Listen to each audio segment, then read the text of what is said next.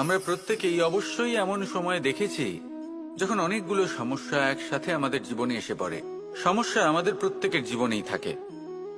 আমরা তার সমাধান খুঁজতে চেষ্টা করি, কখনো সমাধান খুঁজে পাই, আবার কখনো যতই চেষ্টা করি না কেন কোনো সমাধান খুঁজেই পাই না। আর যখন এটা হয় তখন মানুষ অত্যন্ত বিচলিত হয়ে পড়েন।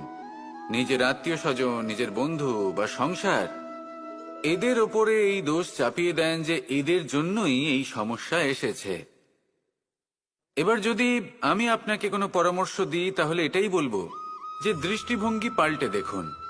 এই দৃষ্টিভঙ্গি দিয়ে দেখুন যে এই সংসারে যে সমস্যায় আসুক না কেন তার জন্য কেউ দোষী নয়, না আপনি না অন্য কেউ। এই পুরো খেলাটাই আপনার মানসিকতা, আপনার দৃষ্টিভঙ্গির, আপনার মনের। কিভাবে বোঝাচ্ছি। যখন আমাদের মন শক্ত থাকে তখন কঠিন থেকে কঠিনতর পরিস্থিতিও আমাদের জীবনে খুব বেশি হলে প্রতিস্পর্ধা হয়ে থেকে যায়। সেখানে যদি আমাদের মন দুর্বল থাকে তখন অল্প কঠিন পরিস্থিতিও আমাদের কাছে খুব বড় সমস্যা হয়ে যায়, তাই না?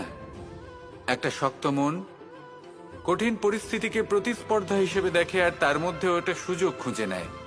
আমাদের শুধু এটাই করতে হবে। এই সংসারে অন্য কাউকে দোষী মনে করলে আপনার সমস্যা দূর হয়ে যাবে না। সেই জন্য এই সংসারকে দোষ দেওয়ার বদলে এই সমস্যার মূলে চলে যান, সেটাকে বুঝুন, নিজের এই মনকে শক্ত করে তুলুন।